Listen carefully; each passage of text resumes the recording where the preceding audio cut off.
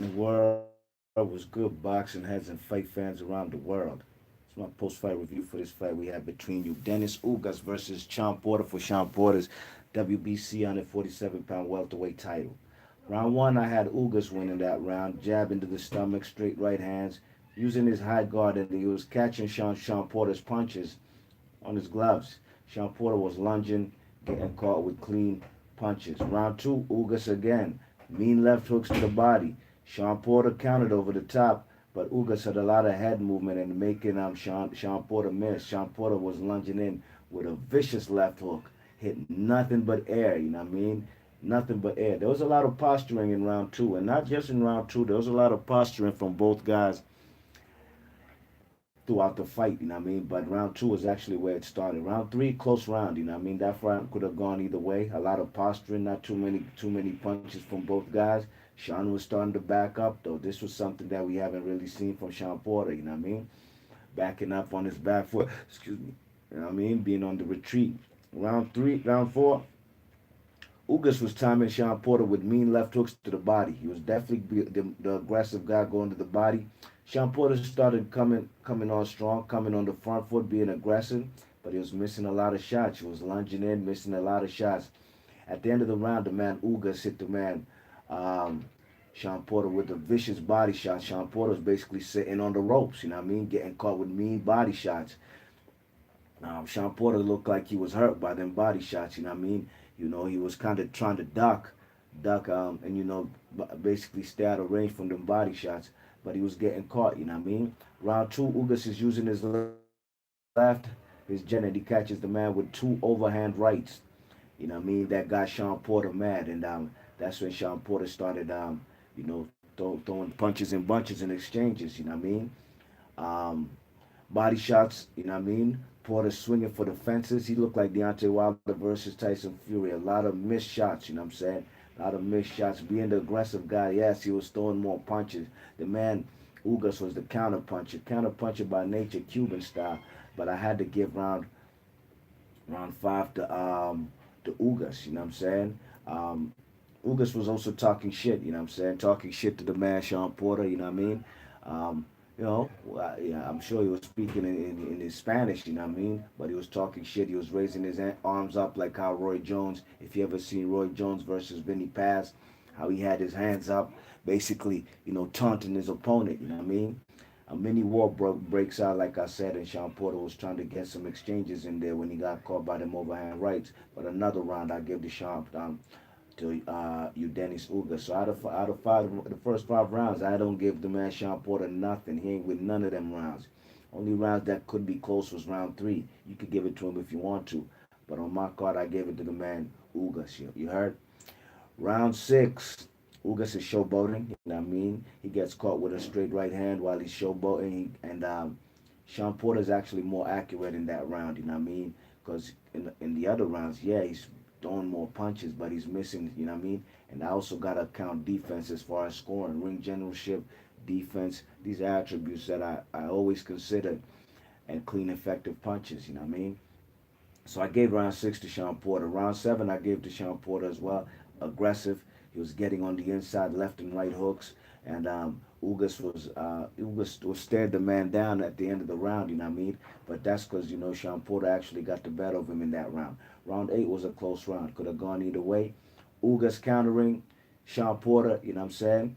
Shawn was starting now this unnecessary movement. You know what I mean? A lot of back foot retreat and shit that Shawn Porter doesn't do. You know what I mean? I think the weight, missing weight and having to come back, having to cut his hair and shit, come to the motherfucking weigh in buck ass naked. I think that shit affected him. The man didn't look strong at all in this fight. Yeah, and also, Dennis Ugas had the height and the reach advantage, and I think that also bothered the man Shawn Porter. He wasn't used to fighting tall dudes who could fight from the outside. You know what I mean? Um, where we at? What was it? Round nine. Ugas, clean, effective counter punches, you know what I mean? Counter right hands, straight right hands, you know what I'm saying? And also some left hooks. Shawn in and out movement, but not really hitting Ugas, you know what I mean? He's not really catching him clean like the way Ugas is catching him clean. You checking? Round 10, Shawn Porter using his jab. Ugas is landing right hands and body shots. Sean Porter's still on his movement, running, and you know what I mean. Like I said, a necessary movement. You know what I'm saying? Like I said in the previous round when he was on his in and out, you could give him credit for being in and out. Throwing punches and bunches and getting the fuck up out of dodge. But when you just running and not throwing no punches, you just on the retreat. And the man with Dennis Ugas is the aggressive guy coming forward. And the MO of the man, Sean Porter, is to be the aggressive guy. Had butts, elbows, and all. You know how Sean Porter fight. Go look at what he did to Andre Berto. You know what I mean? I had to give that round to the man, Yordenis Ugas. Round 11, Porter's clinching a lot. You know what I mean? He looks tired. Ugas even throws the man down. He kind of trips him and throws the man down. Looked like the man, Sean Porter, wanted help from Jack Reese to help him up. You check it, but that's not going to happen. You know what I mean? Um, Ugas is throwing right and left hooks in exchanges. Porter catches Ugas with a straight right hand that knocks Ugas off balance. Excuse me, it was a jab and then a left hand that a jab and then a right hand that barely catches the man Ugas. But that jab did have the man knock Ugas off balance. You know what I mean? His legs looked a little wobbly, but nothing to be really concerned with. You know what I mean? Again, that was the only highlight for Sean Porter in that round 11. You know what I'm saying? Round 12. The man Ugas catches Sean Porter with a right hook, you know what I'm saying? While the man is retreating again on his back foot, and he drops the man clean. Clean. Jack Reese calls it a slip, man. That shit pissed me off, dogs. That was a clean right hand that Ugas caught him with, and they didn't call it as a knockdown, you know what I mean? Porter catch, Porter's getting caught by clean, effective punches, hooks, and straight right hands. Porter's throwing few punches and exchanges, but he's running. You know what I mean? In the championship rounds, I didn't give him the championship rounds. Rounds on my card that he needs. Round 11 and 12 on my card, he needed a motherfucking knockdown to win this fight, and he didn't get it, man. Man, I'm not gonna lie. I listened to this fight, because I watched the fight and I had the commentary up. You know what I mean? I watched the solo for Dolo for sure though. And man, that PBC on Fox, Lennox Lewis and the Goosen dude who used to train fellas like Michael Nunn and Diego Corrales, dogs. These guys were really biased for Sean Porter, man. That was really bad commentary, man. I love the fights on PBC. I ain't mad at them at all. Ugas I knew would be a tough competitor, you know what I mean? And coming Sean Porter missing weight and having to go back and make weight, I knew that would affect him. But the commentary was very pro Sean Porter, which was disgusting, man. Because I had this man, Dennis Ugas, winning this fight 10 rounds to 2. I only gave Sean Porter 2 rounds. Now, look, I had 2 swing rounds, give or take. Give it to him. Bet. Do what you do. Do what you got to do. That's 8-4. You know what I mean? 116, 112. Sean Porter didn't win this fight in his first title defense of that WBC strap. I'm trying to tell you, dogs, this man is food. That's why he don't want no parts of nobody who got a pulse in the welterweight division. You know what I mean? And it's not solely on that missing weight. This guy really, I don't know if how much he got left in the tank. You know what I mean? He did have a couple cuts above his eye. You know what I mean? I don't know if them came from punches or headbutts. But the man didn't win this fight, man. He ain't win this fight. Dennis Ugas should be the new WBC welterweight champion of the world, not Sean Porter. He lost this fight in his first title defense, you know what I mean? The commentary was whack, biased. Jack Reese did a horrible job. The man did get dropped by a right hook. Go watch it for yourself. I watched it twice. You know what I mean? This man got dropped by a right hook. The scores, one judge had it 117, 111 for Ugas. I ain't mad at that one bit. That's 9-3. Another judge had it 115, 113 for Sean Porter.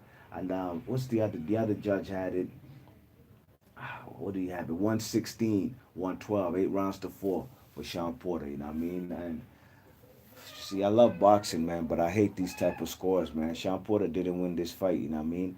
A lot of people was on Sean Porter's bandwagon because he beat Danny Garcia. Come on, dogs. The man Sean Porter is a super middleweight masquerading as a welterweight. You know what I mean? The guy has fought at 165, 60 over the middleweight limit. You know what I mean? At super middleweight before. You check it. He's fought at 158. This guy, like I said, is a super middleweight masquerading as a welterweight. He beat Danny Garcia. I had it real close, you know what I mean? I think I even had Danny Garcia winning that fight. You check it. you know. But at the end of the day, he ain't win this fight, you know what I mean? Be Marsh Boxing, leave your thoughts and comments. Let me know how you guys saw this fight, man. And I hope don't nobody come and tell me in the comment section that Shawn Porter ran away with this fight, man. I'm gonna flame you up in the comment section. And don't man, talk, speak your opinion. But I know what I seen. I seen Yordenis Ugas outbox this guy, you know what I'm saying? Counter puncher by nature. He's not gonna be throwing a million punches and missing like Shawn Porter. But at the end of the day, he did land the more clean, effective shots. He even dropped a man in the 12th round. And Shawn Porter was missing, swinging for the fences, lunging in and getting caught by punches all day, every day. And even in the championship rounds, he ain't win a 1 minute of them rounds. You know what I mean? Be Marsh Boxing. Leave your thoughts and comments. If you're new to the channel, please share and subscribe. And I'm gone. Peace.